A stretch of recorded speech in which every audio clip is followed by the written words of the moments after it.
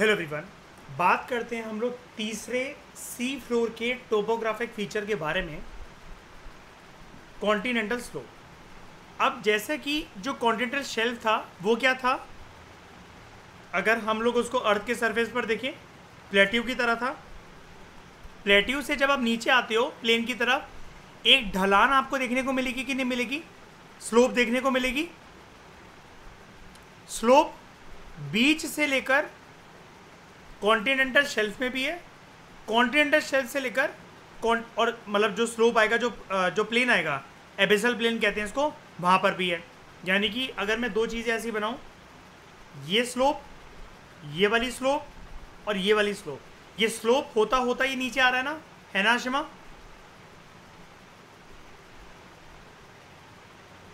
ठीक है।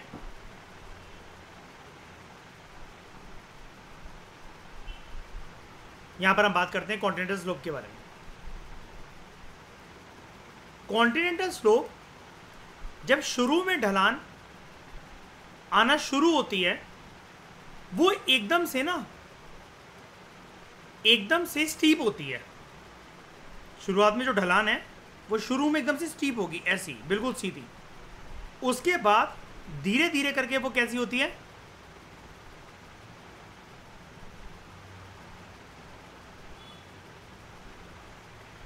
वो आराम से स्लोप करती है, फिर वो कर्व कर जाती है, उसका कर्वेचर आ जाता है। तो मैं आपको दो चीज़ें यहाँ पर साइमल्टेनियसली समझाना चाहता हूँ, एक कॉन्टिनेंटल स्लोप और उसके बाद continental rise. Continental slope keyword यही है इसके अंदर दोस्तों, it is a steep slope. Continental shelf का जो एज होता है, जो कि एक प्रकार से समुद्री रीजन के अंदर जो प्लेट्यू था, जिसको आप प्लेट्यू के तौर पर समझ रहे थे, वो वहां से खिसकना शुरू करता है to the deep ocean bed. Deep ocean bed गए, कहां से कहां तक आएगा ये स्लोप? इस प्लेन तक। और इस प्लेन को क्या कहा जाता है? Abyssal plain. मतलब टोटल स्लोप, मतलब यहां से होना शुरू होगा और ये शांत होगा यहां पर एबिसल प्लेन की तरफ आकर। ठीक है।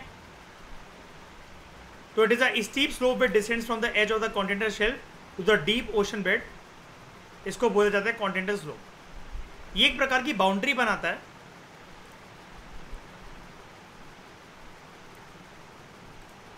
ये एक प्रकार की बाउंड्री बनाता है between continental crust and oceanic crust.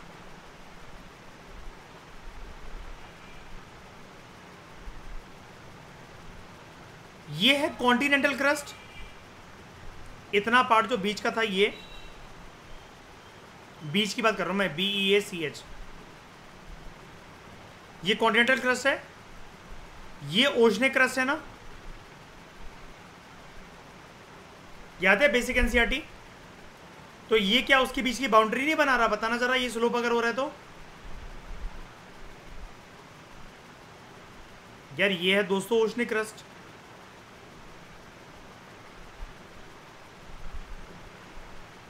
पानी वाला, और ये वाला है आपका कॉन्टिनेंटल क्रस्ट। इसको मिटा देता हूं पहले मैं।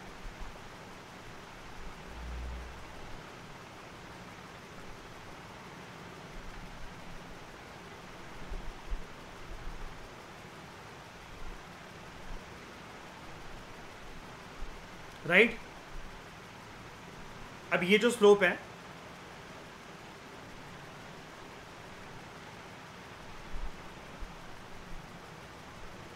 ये बाउंड्री नहीं बना रहा इन दोनों के बीच में? बताओ।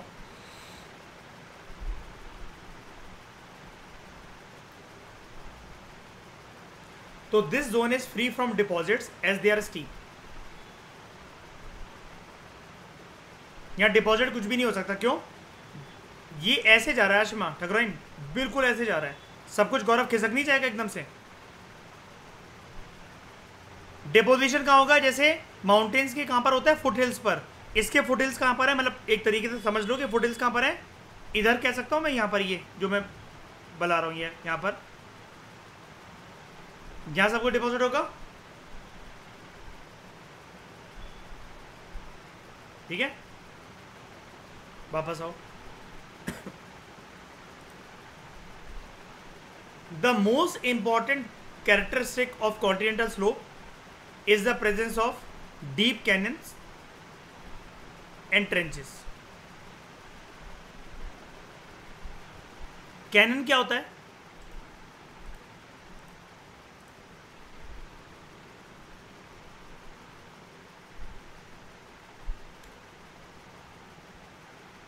Deep gorge, typically one with a river flowing through it. Steeper gorge, बिल्कुल सीधे खड़े हैं पहाड़, है ना, ये सब कुछ सीधा खड़ा है। यहां पर देखो वो क्या कह रहा है यहां पर, most important characteristic of continental slope is the presence of deep canyons and trenches. तो यहां पर कुछ ऐसा है,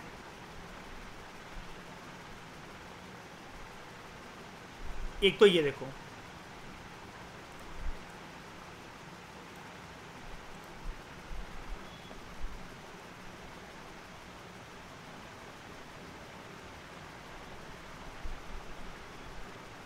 ये जगह दिख रही है, ये वाली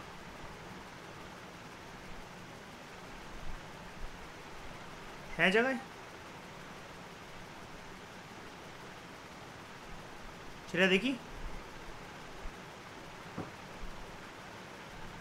ये है जो वैली जैसी एक जगह, मतलब वैली तो नहीं, मतलब हाँ ठीक है समझ लो अभी के लिए, एक ट्रेंच, एक जॉर्ज टाइप, मतलब ये जो है वो बनाएंगे, ठीक है। अब इस जगह पर तो आपको ये दिख गया एक कैनन वाला स्ट्रक्चर। दूसरा क्या बोल रहा था? ट्रेंचेस। अब यहां पर देखो, ट्रेंच क्या होता है? एक ज्यादा डीप गड्ढा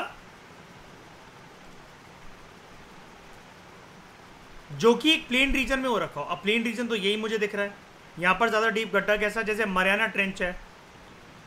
आपको क्या फर्क पड़ता है, चाहे आप डायग्राम इस तरफ से देख लो या फिर इस तरफ से देख लो, यहां पर भी जैसे ये देख रहे हो ये आ रहा है, ये जो आपके गैप्स हैं ये वाले, ये क्या होंगे? समुद्र के अंदर कैनन, है ना, इसको क्या बोलते हैं? Submarine canyon. हो गया कनेक्शन? हम ऊपर क्या बोलते हैं इसको श्रेया? जॉर्ज या फिर कैनन, है ना। समुद्र के अंदर क्या बोलेंगे? Submarine canyon. ये होता है ट्रेंच, एक गड्ढा। जब ये लैंड के ऊपर होता है तब हम इसको क्या बोलते हैं? पहाड़ों के बीच में से गड्ढा हो जाए क्या बोलेंगे? वैली। वेरी गुड, चलो कनेक्शन होता चल रहा है यानी कि आपका। तभी तो मैंने बोला था माउंट एवरेस्ट ऐसे जा रहा है फिर भी कुछ ये गैप जो बच जाएगा, ये बना तो एक तरीके से वी शेप ही रहा है ना। ज़रूरी भी नहीं होता कि हमेशा वो वी शेप बनाए। अर्थ के कुछ कुछ ऐसे स्ट्रक्चर नहीं होते, जैसे एक जगह से आपको दिख रहा होता है कि ये पहाड़ जो है पूरे का पूरा कट चुका है, कितनी डीप मतलब ये जा रहा है, बर्फ़ वाली जगह पर ये कितना देखो कितना सारा गैप हो गया है तो वो एक प्रकार से मतलब एक गैप ही, लेकिन आप आम भाषा के अंदर उसको क्या कहते थे? वैली। समुद्र के अंदर ये क्या होता है? ये गड्ढा, ये वैली, ट्रेंच। तो due to the low penetration of sunlight, slope has nearly freezing temperature, या ठंडक होती है ज़्यादा, ठीक है। And hence aquatic life has very slow rate of metabolism here. Fishing ज़्यादा से ज़्यादा कहाँ करी जाती है? कॉन्टिनेंटल शेल्फ पर या कॉन्टिनेंटल स्लोप पर? सही बात है, स्लोप पर कहाँ करने जाएंगे?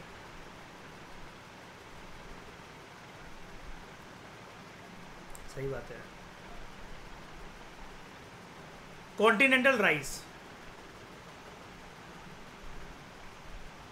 ज़्यादा कोई डिफरेंस नहीं इसके बीच में, बस यहाँ पर क्या है, ये स्टीप स्लोप नहीं होती है, यहाँ से थोड़ा सा जो कर्व होता है वो ठीक हो जाता है। तो at the base of the continental slope एक स्टीप स्लोप नहीं है, there is a gentle sloping layer of sediments which merge into deep sea floor. अब ये डीप सी फ्लोर क्या है? ये क्या बनाएगा? क्या बनाएगा? एबिसल प्लेन, यही तो फ्लोर है ना। तो this underwater feature which is found between continental slope and abyssal plain, यानी कि यहां से लेकर यहां तक, तो यहां पर क्या जो स्लोप है वो कैसा हो गया? Gentle slope. कुछ भी नहीं है। जब आपको कोई बोले कि स्टीप स्लोप है तो आप उसको क्या कहोगे? समुद्र के नीचे कॉन्टिनेंटल स्लोप। जेंटल स्लोप है तो कॉन्टिनेंटल राइज। कंफ्यूजन हो सकती है, मैं आपको पहले बता रहा हूँ। राइज में आप कहीं समझ लो उस वर्ड से कि ये सीधा होता होगा, ये ऐसे ये स्टीप होता होगा, नहीं। राइज बल्कि कैसा है? जेंटल है।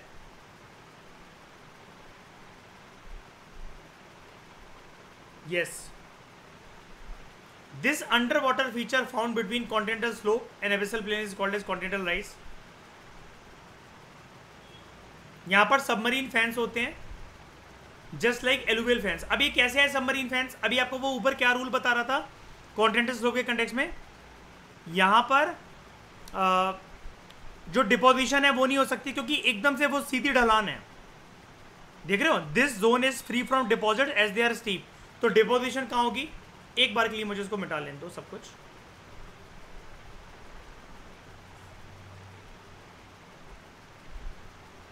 डिपोजिशन जो यहां से आना शुरू हुई है वो कहां पर होगी? डिपॉजिट इधर।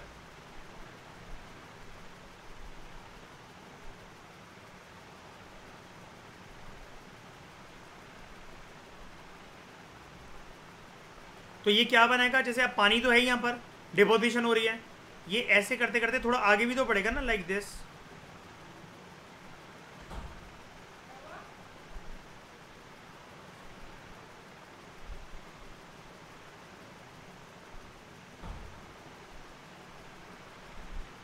तो ये क्या बनाता है? Submarine fans which are like alluvial fans.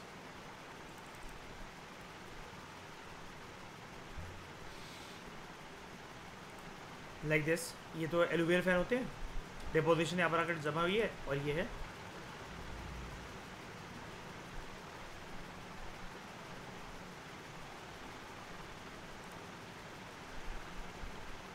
ये कौन सी जगह है? ये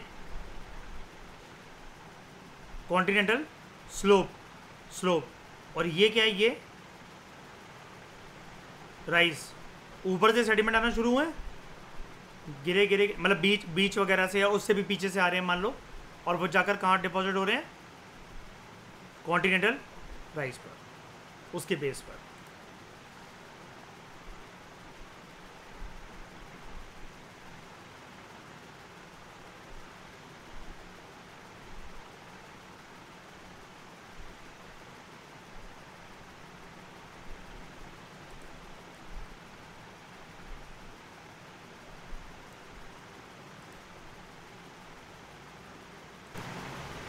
आगे डीप सी प्लेन्स और एबिसल प्लेन, क्या इसी को मैं मेनली बोल सकता हूं कि यही होता है मेन? क्या मेन?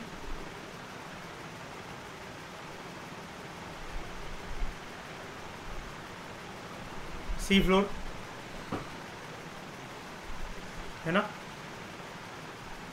अब एबिसल प्लेन को हम लोग क्या बोलते हैं वैसे अर्थ के ऊपर?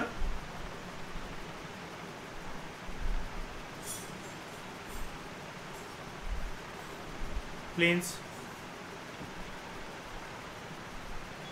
ठीक है। और हम कॉन्टिनेंटल स्लोप को क्या बोलते हैं?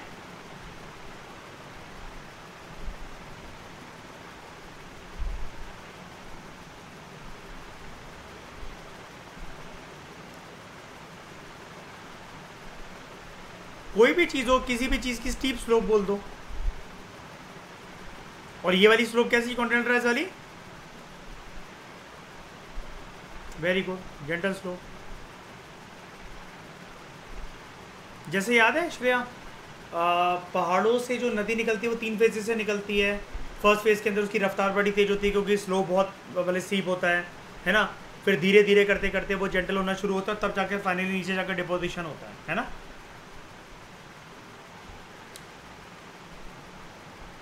अब यहाँ पर हम देखते हैं ये डीप सी प्लेन्स या जिसको एबिसल प्लेन बोलते हैं, ये या फिर ये जो समुद्र का जो मेन सी फ्लोर होता है, they are underwater plains found on deep ocean floor. तो श्रेय यहाँ पर भी क्या एग्रीकल्चर पॉसिबल है क्या? कौन करेगा? आप जाओगे कि मैं जाऊँ? क्या निकालना ना? सेडिमेंट्स है, मतलब ज़मीन के रेत माफिया नहीं बन पाए तो समुद्र के बनेंगे हैं। These plains extend from continental rise to the mid oceanic ridges. ये होती है mid oceanic ridge.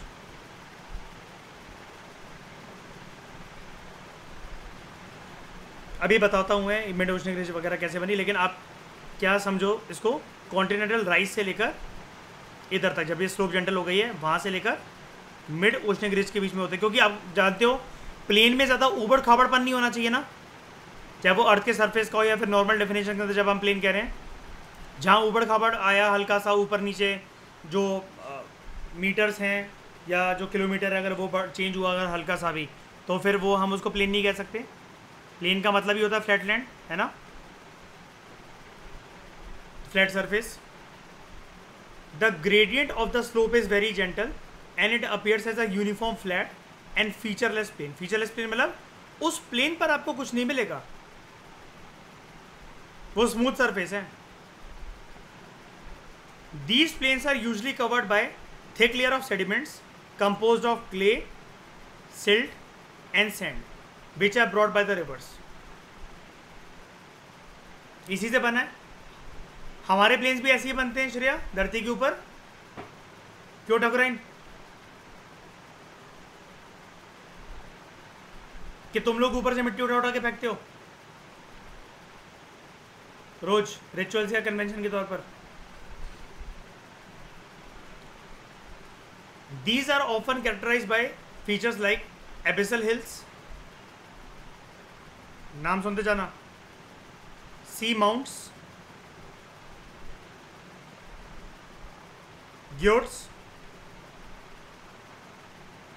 Coral and atoll तो आप जानते ही हो, याद है जो आपको बीचों बीच में वो जो कोरल रीफ देखने को मिलती है।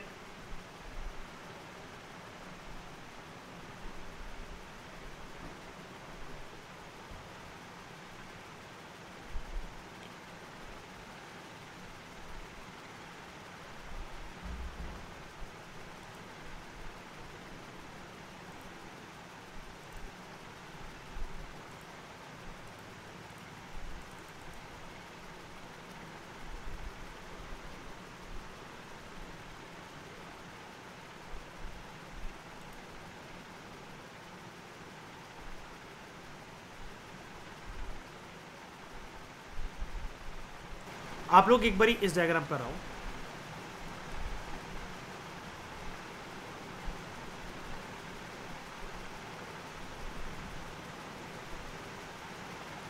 और यहां पर देखो राइटर आपसे क्या कह रहा है कि डीप सी प्लेन्स में आपको बड़े सारे फीचर देखने को मिलते हैं, like abyssal hills, seamounts, guyots, corals and atoll, coral and atoll. Abyssal हिल,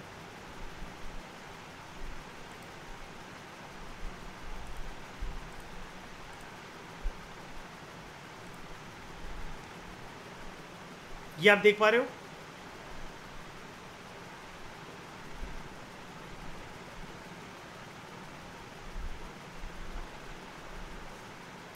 यानी कि समुद्र की सतह पर श्रेया मिलने वाले हिल जिनका टॉप कैसा है, नॉर्मल हिल का टॉप कैसा होता है, कोनिकल। वो शार्प तो नहीं होता ना, शार्प अगर होगा तो आप उसको क्या नाम दोगे, माउंटेन। ये क्या है,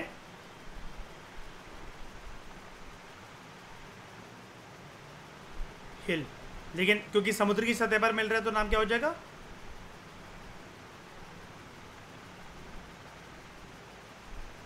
एबिसल हिल। ठीक है,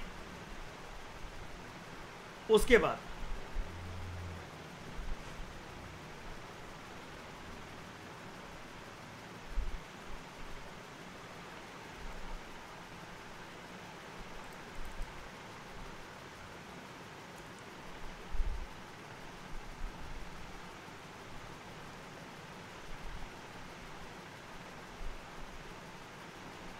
मैं चलो बना के ही दिखा देता हूँ आपको, इतना छोटा है क्योंकि आपको देखेगा नहीं। जो ये ग्योर्ड होते हैं ना, ये आपको ये अभी तो हिल जैसे ही लग रहे होंगे यहाँ पर। ये कैसे होते हैं, These are structures like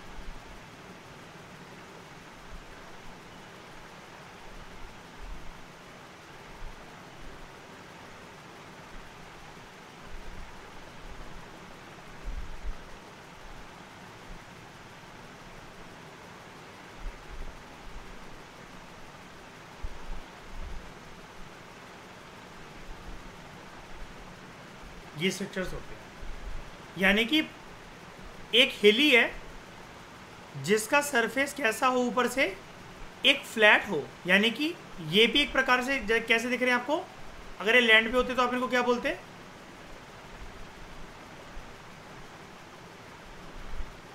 प्लेटी हुई। क्यों? ये जो एबिसल हिल है और जो गियोटा है इनकी हाइट ऑलमोस्ट सेम होती है, बस क्या होता है,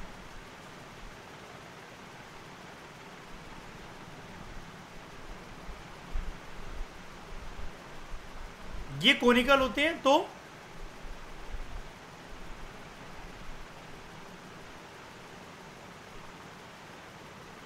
इनको बोला जाता है एबिसल हिल, और ये क्या बोले जाते हैं,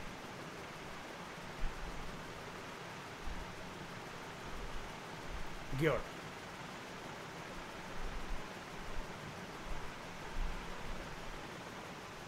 ठीक है, अच्छे से समझ में आया? पहले बताओ।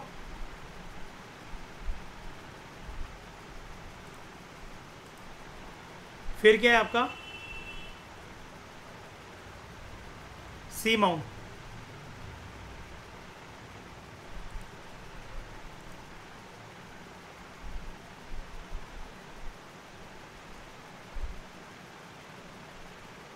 सी माउंट,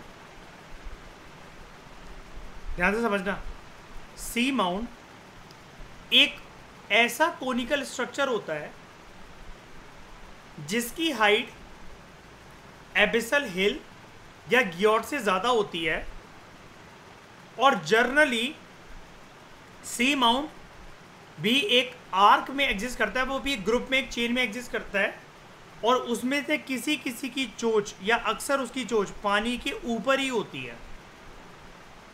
जब ये पानी के ऊपर इसकी चोंच आ जाती है तो ये क्या बन जाते हैं, आइलैंड आर्क। लेकिन कौन सी आइलैंड आर्क? ऑब्वियस बात है, आइलैंड तो यार वैसे भी आपको पता ही है, पानी में ही तो देखेंगे। ये यानी कि आइलैंड कोई फ्लोटिंग स्ट्रक्चर नहीं होता है, ये एक ऐसा, मान लो कि यहां पर है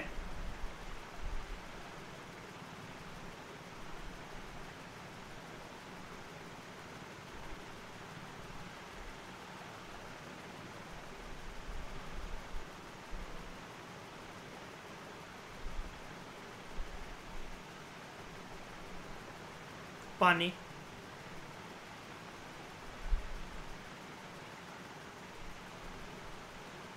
इसकी गर्दन पानी के ऊपर, इसकी गर्दन पानी के ऊपर, ये क्या बनेगा,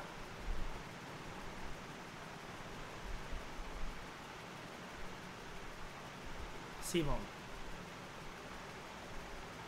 लाइक दिस।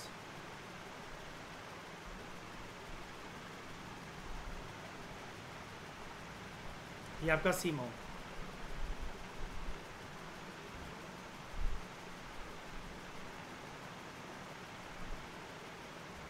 क्लियर हुआ? क्लियर हुआ? कोई भी दिक्कत लग रही है दोबारा पूछ लो, जल्दी बताओ। लेकिन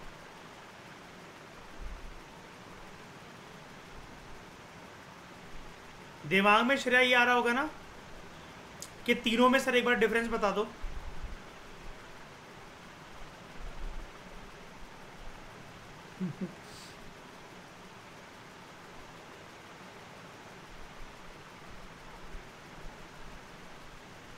बताते जाओ। ये क्या बनाया मैंने, एबिसल हिल,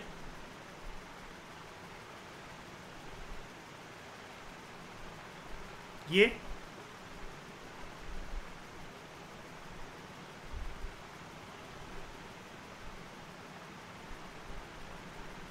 ये सी माउंट। अब ये भी हो सकता है कि भले ही वो पानी हो, वो इतना ऊपर हो, ठीक है, रूल ये है, मतलब मयूर श्रेया, पानी भले ही इतना ऊपर हो, कोई दिक्कत नहीं है, लेकिन एक बार को कोई ना कोई सी माउंट एक ऐसा होगा जिसकी गर्दन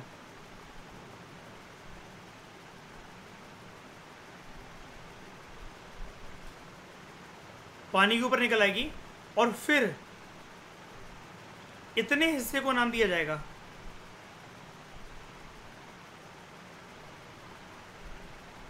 जो पानी के ऊपर विजिबल है एस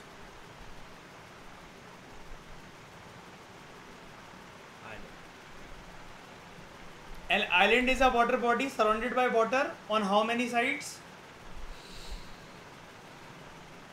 All four, ठीक है। 3 sides वाला कौन सा होता है? पेनिनसुला। और जो पानी से कहीं से भी नहीं घिरा वो लैंडलॉक्ड। इंडिया कैसी कंट्री है? पेनिनसुलर कंट्री, आइलैंड कंट्री या लैंडलॉक्ड कंट्री?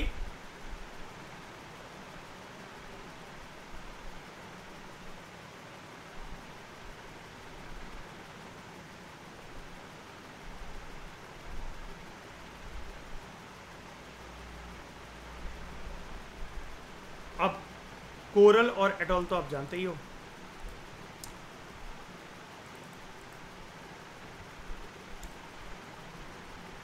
हाँ, पहले एटॉल देख लो। ये बिल्कुल बीचों बीच में या फिर पानी के अंडर स्ट्रक्चर के अंदर ऐसा एक बन जाता है, काइंड ऑफ चेन। क्या कहती शेप? Ring shape. हाँ, रिंग शेप बन सकता है, आप इसको कह लो बैटमैन शेप, कुछ भी कह लो जैसे मर्जी, ठीक है। और कोरल आप जानते ही हो।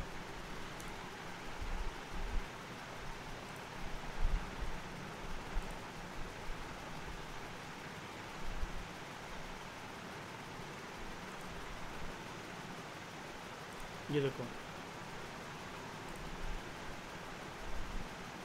पानी से दिख रही हैं, ठीक है, they are visible.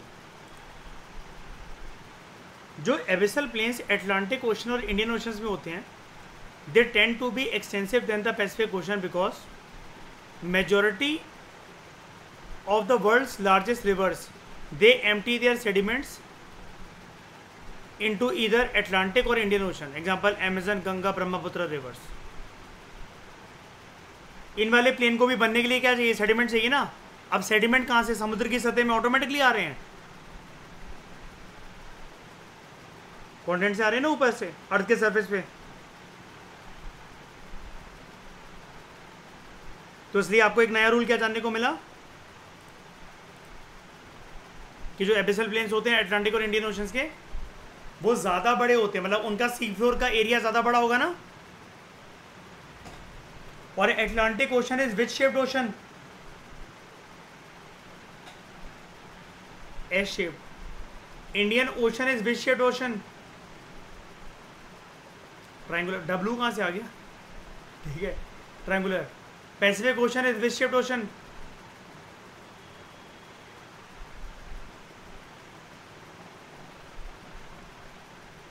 Antarctic ocean is which shaped ocean?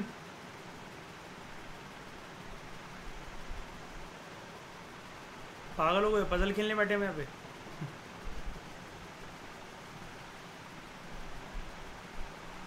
तो इस डिस्कशन में दोस्तों फिलहाल इतना ही। Thank you very much for discussion.